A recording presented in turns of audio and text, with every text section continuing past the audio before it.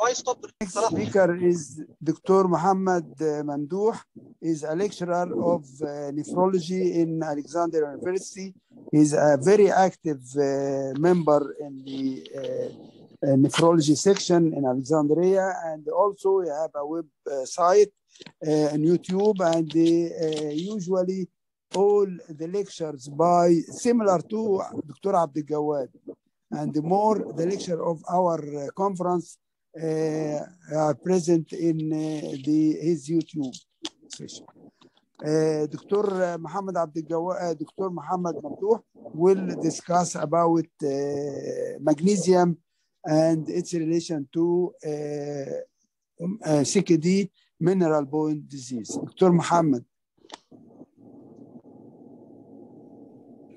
Mamdouh.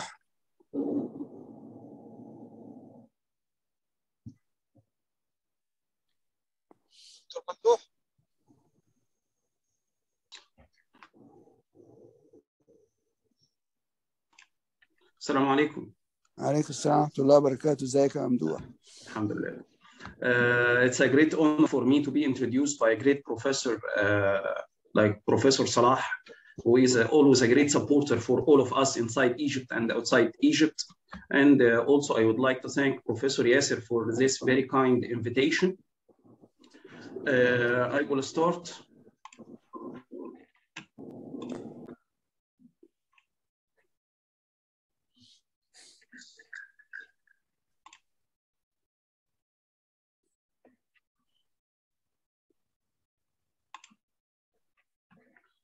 My talk today will be about magnesium balance in details, inshallah.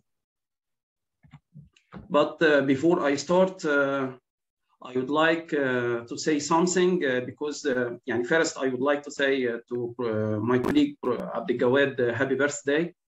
But I am also want to say that today is the first year after the pass of my dear professor and brother, Professor Mohamed Saeed Abdel Salam. Today passed 1 year since his death. And also I cannot start in the continuous medical education without remembering the great effort of Professor Hussein Shaisha. I would like to remember them first. My agenda today about magnesium will include physiology, homeostasis, assessment of magnesium status, and then I will talk about hypomagnesemia, hypermagnesemia, and the relation between magnesium and kidney in CKD, dialysis, and transplantation. Magnesium is considered as the second most abundant cation intracellularly and the fourth most abundant cation in the body. Magnesium is involved in most of the metabolic processes in our body, including in the DNA synthesis, protein synthesis, and also it is very important for the mitochondrial function, inflammatory processes, and immune defense in the growth, and for the neuronal activity and cardiac excitability, which will be reflected in the clinical picture of hypomagnesemia, also in neuromuscular transmission and vasomotor tone and blood pressure control. Very important slide showing the magnesium balance in our body because it is very peculiar, unlike the calcium or phosphorus. 99% of the total body magnesium is intracellular. Just only 1% is extracellular. And 90% of the total body magnesium is found in bone, muscle, and soft tissues. And this number is very important. Only 0.3% of our body magnesium is present in the serum. Serum only represents 0.3% of the total body magnesium. And about 1/3 is protein bounded. About 10% is complexed with salt like bicarb, citrate, phosphate, and sulfate. And about 60% is biologically active. But to remember that only a very small amount is present in the serum. About the magnesium homeostasis, magnesium is maintained through the kidney. Excuse me, Mamdouh. No change in slides. Slides only on magnesium balance. Okay. No change in the slide. No movement. Yes. Now it moves. Okay. I think it's better to start from the start because it's very important. what you Yes. mentioned. Yes, I will Okay. repeat this slide. I will repeat this slide because, as you said, Professor Salah, it's very important. Make full screen, Mamdouh. Okay.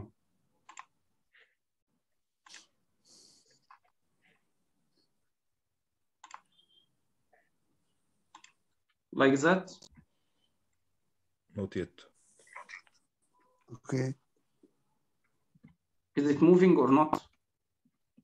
Not moving. Static. Abdelgawad, please help. F5. Press F5. F5. Okay. طيب. Okay.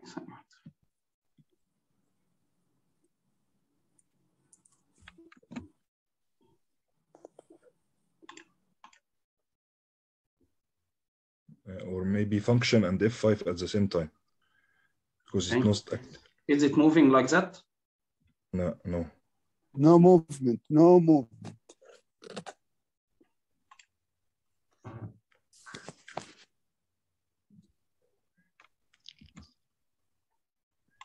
The problem may be in the connection. You can't connect through. I don't think the connection is good, Professor Yasser. Is moving now. Physiology.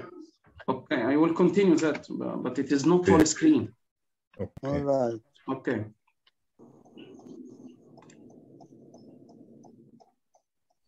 Okay.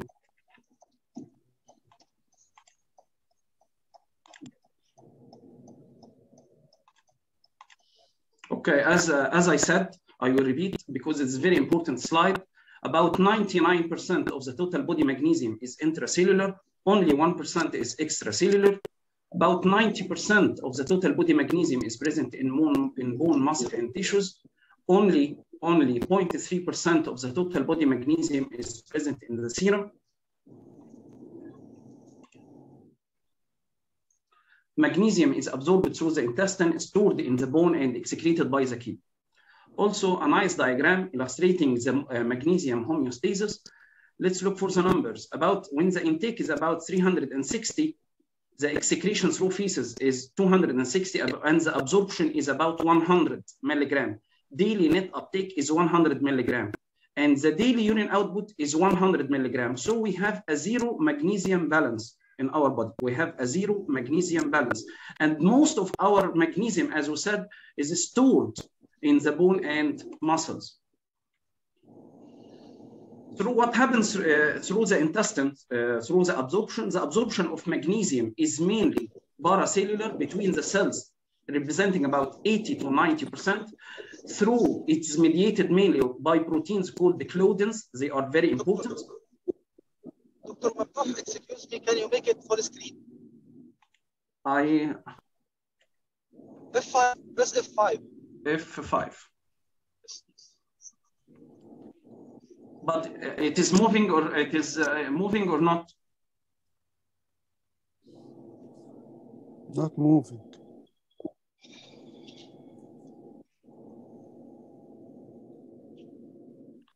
I am moving in my laptop, but it is not moving, as you said. Continue, Mamdouh. Continue. It is moving now, Professor Salah, or not, please, Malish? Now it's static, not moving. Static. We are still in absorption. Yes, now move. But return. If someone knows how to solve this problem, please tell me how to make it full screen. I am pushing F5, but there is no action. All right, continue, Mamdouh. Continue, Mamdouh. Okay. Now, Professor Salah, please, for the last time, it is moving or not? Well, the next. What is the next slide? No next slide. Okay, okay, okay. We Again, through the intestinal homeostasis. Yes, the intestinal absorption of magnesium is mainly paracellular between the cells, mainly mediated through clodins, representing about 80 to 90%, and only a very minor portion is absorbed through transcellular mainly mediated by TRBM, channel transient receptor potential channel melastine member 6 and 7, TRBM. And in the kidney also it is done like the same. The main portion of magnesium is mainly reabsorbed in the thick ascending loop, around 65%. It is mainly paracellular in the proximal convoluted and thick ascending limb, also through claudins and sodium potassium chloride channels. And in the distal convoluted tubule, it is mainly transcellular through TRBM6 channels. They are very important because when there is abnormalities in these claudins and TRBM, we will get some diseases, as we know, like Porter and Gettelman. And also another figure representing the reabsorption through the kidney in the thick ascending limb. It is mainly through claudins paracellular, also mediated by the sodium potassium chloride channel. Again, the distal convoluted tubule, it is transcellular through TRBM6. What is the effect of hormones of magnesium? Vitamin D, BTH, and estrogen, all of them increase the intestinal absorption of magnesium. Now we'll move to how to assess magnesium status. In clinical practice, serum magnesium is the most commonly used one, and serum magnesium. And the normal reference is usually 0.7 to 1 millimole per liter equivalent, which is equivalent to 1.5 to 2 milli equivalent, or 1.7 to 2.4 milligram per deciliter. The magnesium is measured by different units, and we can use a converter in our phones to convert from those to another. Also, another important slide, that the normal serum magnesium does not necessarily mean adequate content of the total body magnesium. Again, because we said that the only 0.3% is present in the serum, so we shouldn't rely too much on the normal serum magnesium or on the serum magnesium, because it reflects a very minute level of magnesium in our body. But when we should be suspicious that this patient might have hypomagnesemia, we should suspect hypomagnesemia in any patient with arrhythmia, with hypokalemia, with hypocalcemia, diarrhea, or chronic alcoholism. Also, especially in critically ill patients, and in patients taking medications known to cause hypomagnesemia, as we started to say. So in these conditions, we should suspect hypomagnesemia. These are the different measures of how to assess the magnesium. Of course, serum magnesium is considered the most common one. It is easy, accessible, and cheap, but it is not, as we said, it is not adequate. What is called 24-hour urinary excretion of magnesium or fractional excretion of magnesium, it is used to differentiate between renal and non-renal causes. When there is more than 4% excretion, fractional excretion of magnesium, it is mainly renal cause. When it is less than 2%, it is mainly non-renal cause. Magnesium loading test, it is not routinely done. In the RBCs and isotopic analysis, they are mainly present in research. They are reflecting the intracellular, which is the more important, but it is mainly done in research. And ionized is the most important, but it is not routinely done. What about the prevalence of hypomagnesemia? Let's look for the prevalence. The highest prevalence are present in critically ill patients in the ICU, reaching around 60%. And in hospital patients, hospitalized patients, it is around ranging from 10 to 20%, but it is much more common in critically ill patients. Also, another important slide, what are the common causes of hypomagnesemia? Like any other condition, it might be decreased intake, decreased absorption, or increasing loss. Gastrointestinal disorders, mainly like prolonged nasogastric suction or vomiting, diarrhea, malabsorption, all of cases where all of these conditions will decrease the absorption of magnesium. Also, in some conditions will cause increased renal loss of magnesium, like chronic parenteral conditions, osmotic diuresis, hypercalcemia, alcohol, and metabolic acidosis. And also what is important and what is common in our practice, and we all see in the diuretic phase of acute tubular necrosis when there is severe polyuria, and also post-obstructive nephropathy, and in transplantation, as we are going to say. Also in some endocrine disorders, hyperparathyroidism, hyperthyrosis, hyperaldosteronism, and a syndrome of inappropriate secretion of antidiuretic hormone. And lastly, the most common cause of hypomagnesemia are drugs. This is very important.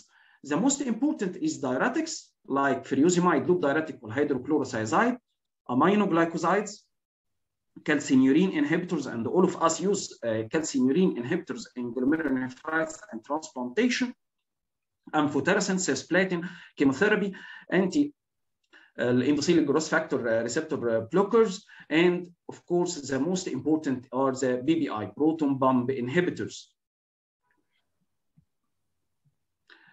How these drugs might cause hypomagnesemia? Most of them impair the magnesium reabsorption in the kidney, while the BPI increase the intestinal absorption of magnesium by downregulating TRPM receptors.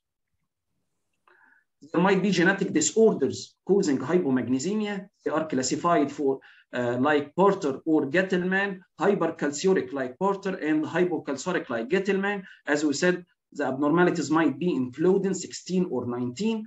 It is called causing a disorder called familial hypomagnesemia with hypocalcemia and nephrocalcinosis. Also like Porter type 3 and type 5, or Gettelman with its conditions or genetic disorders, or it might be cause a mitochondrial hypomagnesemia with some this very rare disorder. What about the clinical manifestations of hypomagnesemia? Hypomagnesemia might cause tremors, muscle fasciculation, reaching muscle spasms, and cramps, agitation, depression, and sudden change in behavior and in encephalopathy. Also, a very important presentation, which is cardiac arrhythmia and very dangerous complication causing ventricular arrhythmias and arrest. Metabolic manifestations like hypokalemia and hypocalcemia, which are very common. So don't forget neurological or neuromuscular manifestations, cardiac, and hypokalemia and hypocalcemia. What is the effect of hypomagnesemia? Hypomagnesemia in the heart will increase the risk of cardiac arrhythmia, as we said. There is increased risk of coronary artery disease and increased cardiovascular mortality, as we're going to see. Also in the brain, it will increase the risk of migraine seizures or increase the severity of COPD. In the pancreas, there is increased risk of insulin resistance and type 2 diabetes, increased risk of atherosclerosis. In the kidney, we'll discuss it in details. In the bone, it will increase the risk of osteoporosis. What is the link? We all know that there is a link between hypomagnesemia and hypokalemia. What is the link or how it has happened? When there is normal intracellular magnesium, the potassium in the kidney, in the tubular cells, will move inwards. It will be reabsorbed. When there is hypomagnesemia, the potassium will go outside or increase the urinary loss of potassium when there is hypomagnesemia. How hypomagnesemia causes hypocalcemia? Hypomagnesemia will inhibit the BTH. It will inhibit the release of BTH, causing hypocalcemia. How we treat hypomagnesemia? In acute and severe or symptomatic hypomagnesemia, magnesium should be given parenterally. In mild conditions or non-symptomatic conditions, oral magnesium can be used, but we all know that the most common side effect of magnesium supplementation, oral magnesium supplementation, is GIT and diarrhea. This is how to several protocols of how to give magnesium IV. But an important note that with renal impairment, take care, we should reduce the dose and prolong the duration to avoid cardiac complications. Also another protocol. And this is the different magnesium formulations: magnesium oxide, carbonate, hydroxide, with the percentage of elemental magnesium in all of them, and the bioavailability and the diarrhea associated. Now we will go for hypomagnesemia. Hypomagnesemia, the most common causes of hypomagnesemia will include giving magnesium while replacing magnesium, or giving more or higher doses of laxative or rectal enemas containing magnesium, or infant-born to mothers treated with magnesium in cases of eclampsia, in renal failure, and we'll go in depth in that. Acromegaly and familial hypocalcemic hypercalcemia will cause hypermagnesemia, and in adrenal insufficiency, there is hypermagnesemia. What is the clinical manifestations of hypermagnesemia? The clinical manifestations depend on the level. When the level is between 2.2 to 3.5, it will cause nausea, vomiting, and ileus. With increasing levels of magnesium, it will cause absence of deep tendon reflux, the opposite to hypomagnesemia. In hypomagnesemia, there was increased muscle cramps and muscle fasciculations. Now there is absence of tendon reflux and complete heart block. When higher levels, there is respiratory depression, paralysis, and complete heart block, and asystole in very high levels. Treatment of hypermagnesemia, of course, we should stop magnesium administration, and we should give calcium salt in the form of calcium gluconate. Now we will discuss in details about the relation of magnesium and kidney. I will start in chronic kidney disease. A very nice article published in Blood Purification 2018. Should we care about magnesium in CKD? Yes, we should care. What happened in CKD patient about the magnesium balance or homeostasis? In early stages, of course, when the patient becomes CKD, the excretion of magnesium declines. But in early stages, up to stage 3, when the excretion declines, the kidney will compensate by trying to excrete more, making the fractional excretion more, keeping the serum magnesium in the normal level. While with advanced stages, this compensatory increase in excretion will be inadequate. So the magnesium will be accumulated in our body. So it was a general rule from many years that in advanced CKD and end-stage renal disease patient, there is hypermagnesemia due to limited excretion. But what actually happens that in patients with CKD and end-stage renal disease on dialysis, most of our patients have normal serum magnesium levels, even hypomagnesiemic. Why? Due to complex intake, increased dietary intake is less. Drugs, as we said, most of our patients are now on PPI or on diuretics or taking CNI. All of these causes might cause hypomagnesemia. Dialysate magnesium, we'll discuss it now in details. As we said, diuretics and PPI and CNI. All of these causes that patient with CKD or end-stage renal disease on dialysis have normal or even low serum magnesium.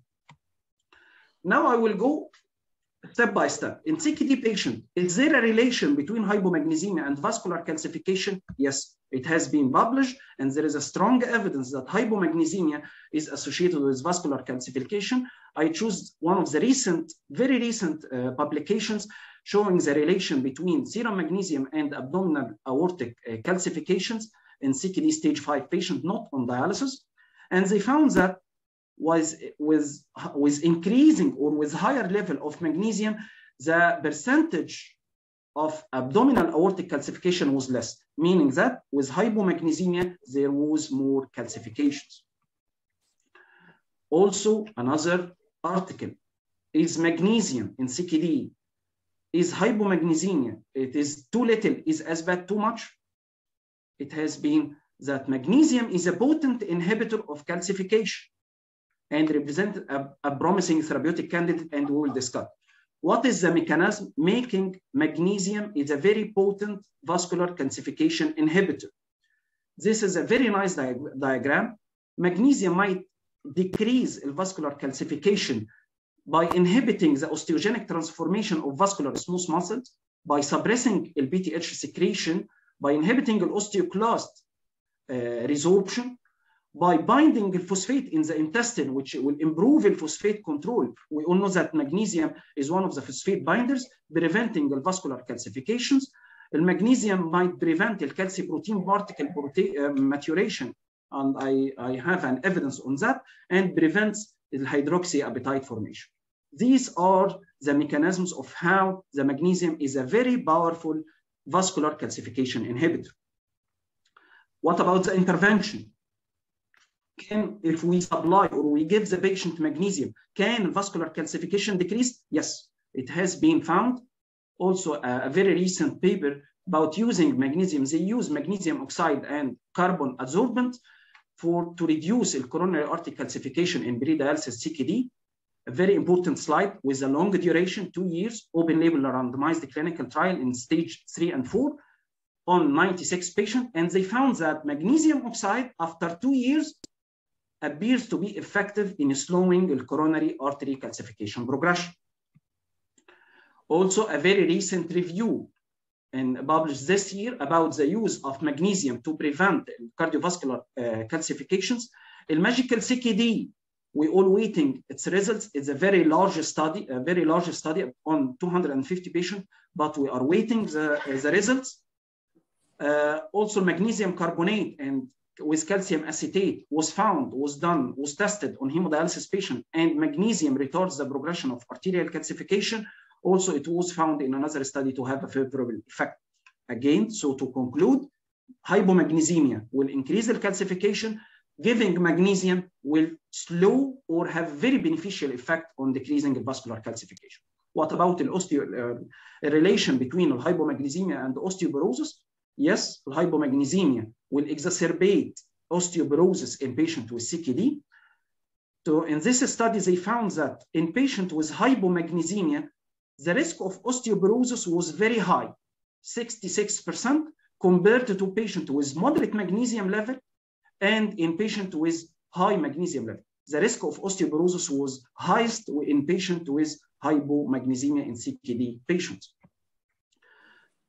Is hypomagnesemia will have a very bad outcome and mortality? Yes, in CKD patient, yes. A very recent systematic review and meta-analysis this year published and included about 350,000 patients. They found that magnesium concentration is inversely associated with all-cause mortality and cardiovascular mortality in patients with CKD. And this is illustrated in cardiovascular mortality and all-cause mortality, as we see. Another very nice systematic review and meta-analysis published in Journal of Nephrology. Also, it found the same result, that hypomagnesemia is significantly associated with cardiovascular and all-cause mortality in patients with CKD. So we should try our best to avoid hypomagnesemia in CKD patients. What about the dialysis patient? Does this very bad impact on mortality is present in dialysis patient? Yes, it continues. Another paper found hypomagnesemia is associated with more mortality in hemodialysis patient, and it is also published in this article. What about the fractures? Hypomagnesemia was found to be associated with more fractures in dialysis patients. Also, it is published this year. They found that when combining hypomagnesemia and lower bone mineral density, it has a 9.2 higher risk of fractures in patients with CKD. When we found a patient with hypomagnesemia and low bone mineral density by DEXA scan, there is a very high risk of fractures in our hemodialysis patient. As we see here in this figure, this is the incidence rate of fractures.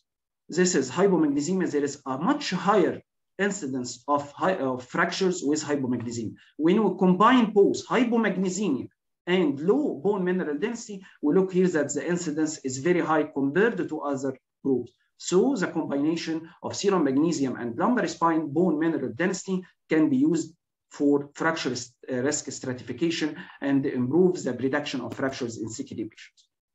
What about dialysate magnesium? All of us know that the most commonly used concentration for dialysate magnesium is 0.5 millimole dialysate. Is this enough? No. This study published in 2018 found that our routine hemodialysis with our widely used dialysate magnesium 0.5 millimole usually cause hypomagnesemia in majority of patients, and current dialysate magnesium may be too low. We're trying to interfere with that. Some studies will try to increase the dialysate magnesium and to see the effect of increasing dialysate magnesium. Do we have a beneficial effect of increasing dialysate magnesium? Yes, this is very recent paper published in NDT. They compare dialysate magnesium 1 milliequivalent per liter, which is equivalent to 0.5 millimole, to 2 milliequivalent per ml, equaling about 1 millimole per dialysate magnesium.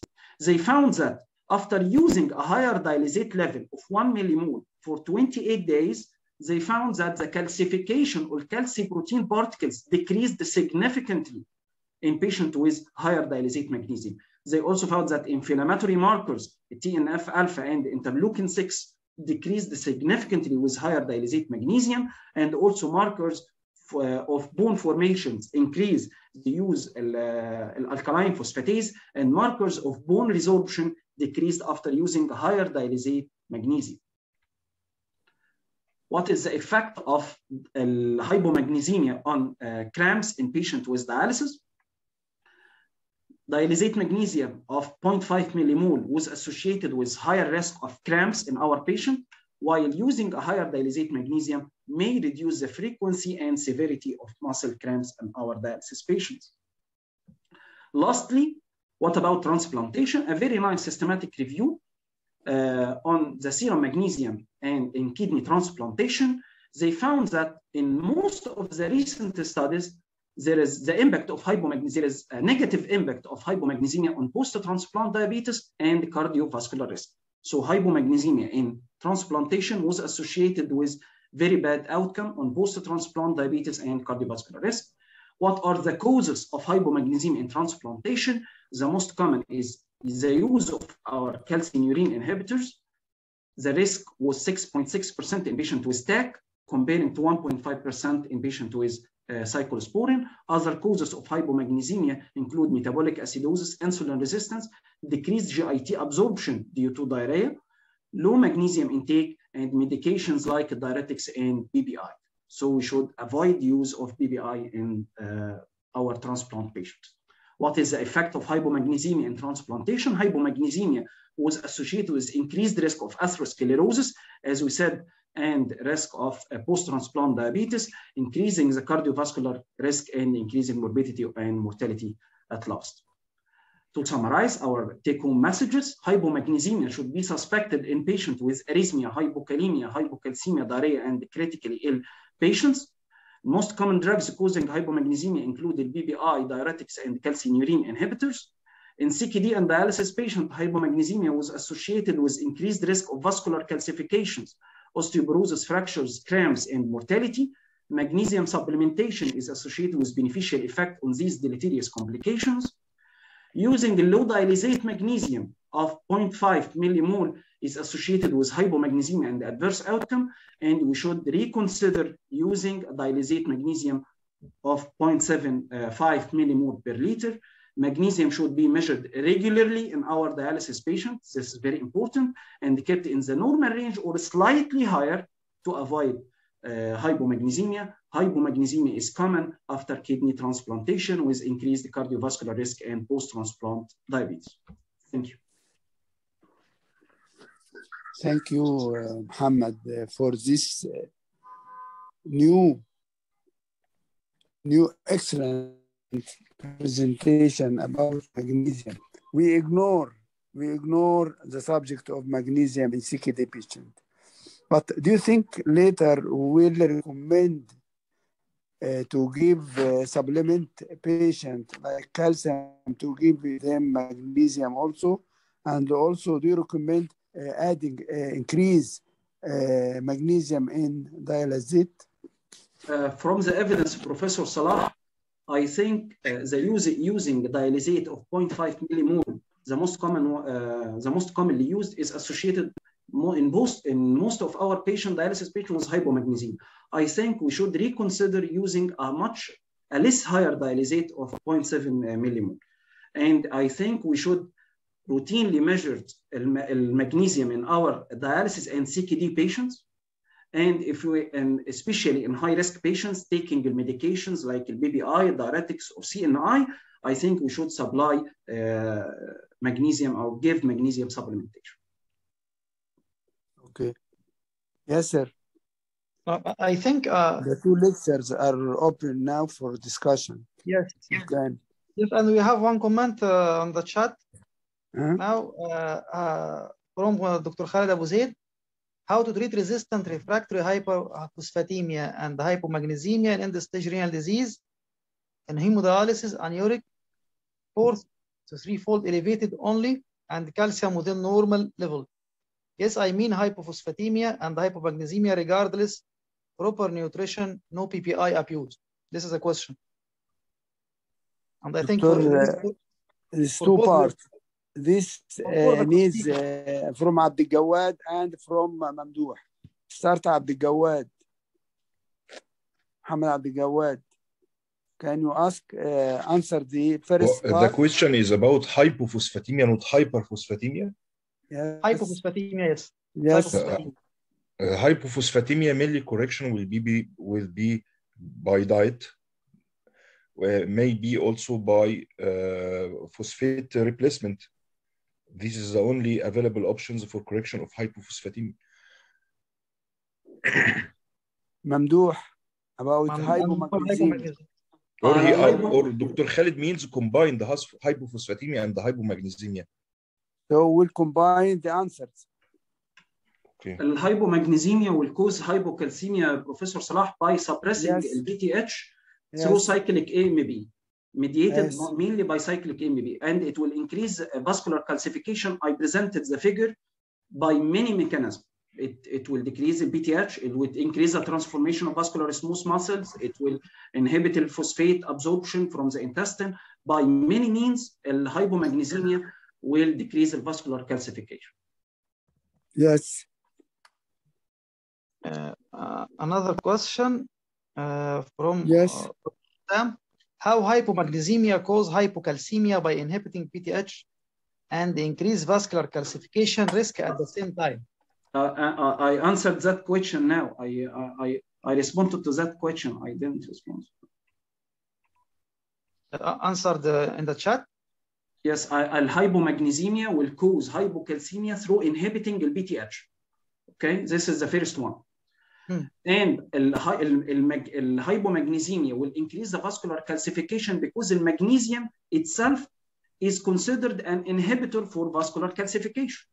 And I illustrated the different mechanisms of how magnesium will suppress this vascular calcification. So when the magnesium is low, of course, the risk of vascular calcification will be higher. By different mechanisms, magnesium will decrease by suppressing inhibiting transformation of vascular smooth muscles as a phosphate binders, or decreasing the BTH release, or its effect on both.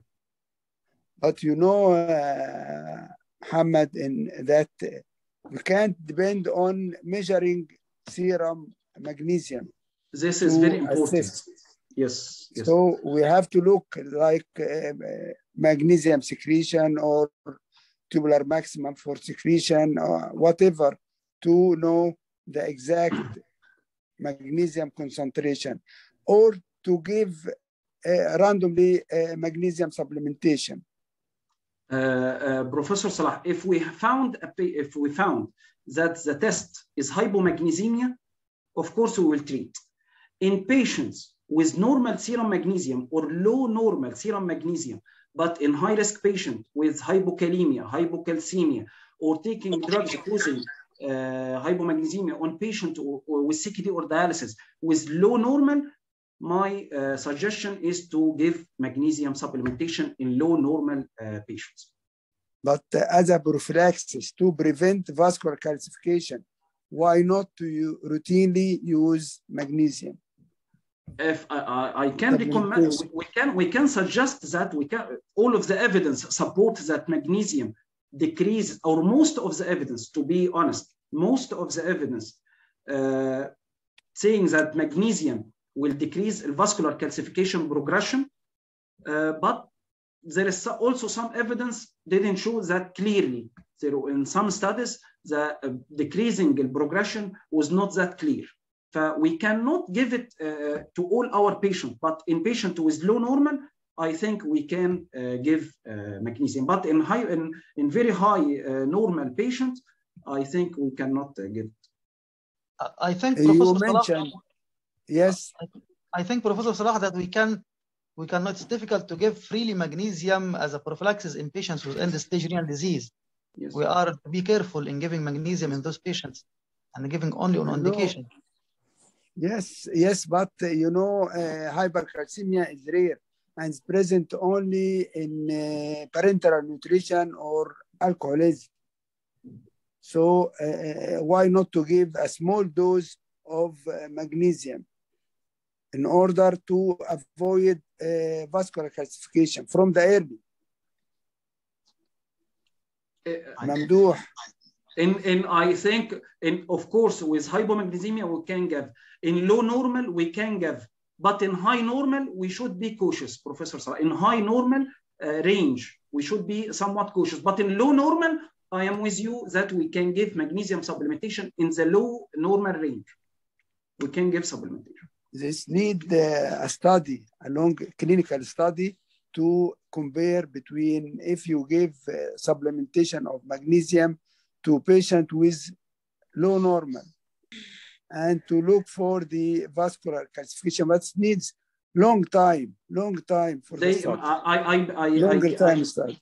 I bring these studies, Professor Salah, these studies which I present, it was done in patients with low normal magnesium, not in hypomagnesemic patients, and it showed very beneficial effect either in CKD and or in dialysis patients.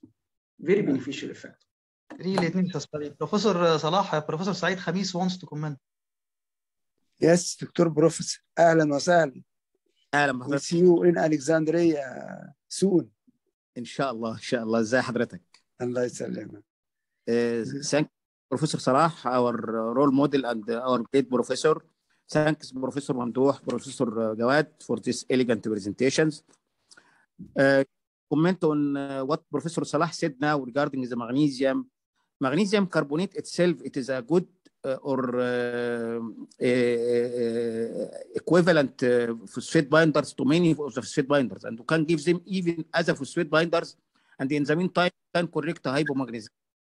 And when I asked one of our professors abroad, why not to use this calcium magnesium carbonate, despite it is very cheap as a phosphate binder, he said it is a dirty business from the companies, pharmaceutical companies. They will not allow for this now because there is another phosphate binders in the market. I don't know this is the proper answer or not.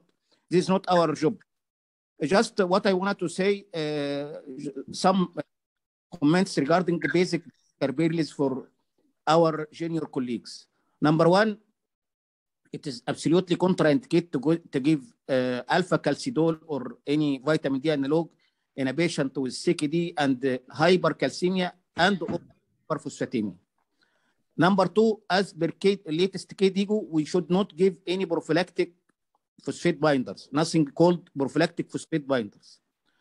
Number three, as Professor Khalid asked regarding hypophosphatemia, hypophosphatemia is there also in especially in the early CKD patient when we are as a physicians wrongly advise the patient to restrict the protein up to 0 point. We can find many malnourished patients with hypophosphatemia, so we should avoid this bad advice for our patient, and we should correct hypophosphatemia because it is very bad for our patient. Phosphate binders also can interfere with absorption of many vital medications like quinolones. So when giving quinolones to our patient, we should give it away at least 1 or 2 hours from the phosphate binders. Pseudo hyperphosphatemia can be there if the patient is dialyzed through caster, and the caster lock is using alteplase or TBA. It can lead to pseudo hyperphosphatemia. So we should be cautious, even with heparin. So we should be cautious of this pseudo hyperphosphatemia in our patient when we use this caster lock, TBA, or even heparin. Vitamin D can induce, as we said, hypercalcemia and hyperphosphatemia. And in our patient, when phosphate and calcium are within normal, and with severe hyperparathyroidism is there, we can use cinacalcet and vitamin D analog together to counteract each side effect on other side. Last thing, a basic information we know from the undergraduate studies that hypomagnesemia can be a cause of refractory hypokalemia induced by low. And thank you so much. Thank you, Professor Saeed. I need what's the comment of Abdelgawad first for this avoidance of phosphate binder in cases.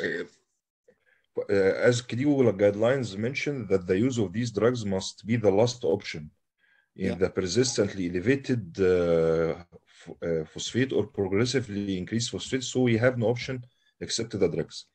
And the most important, as Dr. Saeed mentioned, that phosphate binders must be taken away from any medication, whatever the type of the medication. Any medication must be taken at least 1 to 2 hours before or after phosphate binders. So phosphate binders are important. Maybe the new phosphate binders, as Dr. Saeed said, have no extra benefit because they have the same effect of the old phosphate binders. But the new era of the hypophosphatemic drugs that affect the paracellular route are very important and very effective than phosphate binders. Mamdouh, do you have comments? زي ما قال, as Professor Saeed said, the association between hypomagnesemia and the hypokalemia, we should, all of us, we should be very careful because of the very high risk of arrhythmia in both of them. Yes. I have a question, Professor Salah, to Gawad. Yes. About his recommendations regarding dialysis in cases of hyperphosphatemia as a treatment of hyperphosphatemia. Do you have specific recommendations nowadays for dialysis regarding the prescription, dialysis prescription in cases of hyperphosphatemia? Very good. There is an evidence that the long night dialysis sessions have a better hypophosphatemic effect than the intermittent hemodialysis 3 times per week. But this may be not present. The second most effective dialysis prescription for treatment of hyperphosphatemia is the short daily dialysis sessions, because as we all know that there is rebound hyperphosphatemia after the dialysis session end. So the short daily dialysis sessions may be effective. The third option, if there is no availability for the short dialysis sessions, is to have adequate dialysis with good KT over V, 4 hours dialysis session to get the best effect of the dialysis. And about the new membranes for yes, we have to use a good filter, good surface area related to the body's. Some patients in some areas use a small filter with small surface area not related to the surface area of the patient or the body size of the patient. And you have to use good filters with which are high flux, with better dialysate flow and pump flow. We have also to increase the pump flow during the dialysis session. As regards the no protein diet mentioned by Dr. Saeed Khamis. The no protein diet it is fatal mistake. Yes, fatal mistake. Fatal mistake. Very difficult to be done. Yes. That's why it is important to have a nutritionist. We, as a nephrologist, when we give the patient advice about the food or diet, we give a general knowledge. It must be calculated regarding calories, amount of protein, amount of fat, amount of carbohydrate, so the patient not to get malnourished. Okay. Yes, what about HDF, Gawad? Is it better for hyperphosphatemia? Hemodiafiltration? Hemodiafiltration? Yes. I didn't read any evidence that HDF may be more effective than traditional hemodialysis to correct hyperphosphatemia. I didn't read anything about that. Dr. Hisham Sayed present a new filter for hyperphosphatemia. We have to ask him about this. This may be specific filter for hyperphosphatemia, but I don't think that hemodiafiltration specifically improve hyperphosphatemia the traditional hemodialysis session. Yes. I think in the problem in diet lies that for phosphate restriction, we are to do meticulous protein restriction. And here comes the issue of malnutrition, trying to manage only by diet. And also the second point is that nutritionist, or the presence of nutritionists in everywhere, I think it's somewhat difficult. They are shortage in their number now. Expert nutritionists to cover all the patients and to cover all the centers. I think we need to have a good idea and to prescribe our patient on the ideal way. Yes. In diet management. Yes. There was one question in the chat from Dr. Khaled Abu Zaid. Yes. Asking about active vitamin D abuse, meaning analog 1 alpha in CKD and end stage renal patients, and the calciphylaxis recommendations. The recommendation is to stop. Yes, Prof. The recommendation is to stop the abuse. We see a lot of patients who are referred from other specialties, any other specialty. When he has a patient of chronic kidney disease, he write 1 alpha sodium bicarbonate without doing any investigations, calcium, phosphorus, PTH. So the recommendation is to stop the abuse. Regarding calciphylaxis, if calciphylaxis occur, we know that it is a fatal terminal condition and its treatment is very difficult. But mainly the available treatment is intravenous sodium thiosulfate, which, by the way, it is not available in Egypt, and it is the only management. But usually the patient who reaches this stage and has calciphylaxis, usually it is a terminal fatal condition. I have to mention when to give vitamin D and when to stop vitamin D. Vitamin D, we have two forms of vitamin D, the native vitamin D and the active vitamin D. Native vitamin D, we give it if the patient has vitamin D deficiency. The target of vitamin D in our patients, vitamin D3, is to be more than 30 nanogram, because the native vitamin D has multiple important effects away from the calcium phosphate balance, as anti-malignancy effect, improves anemia, improves depression, etc.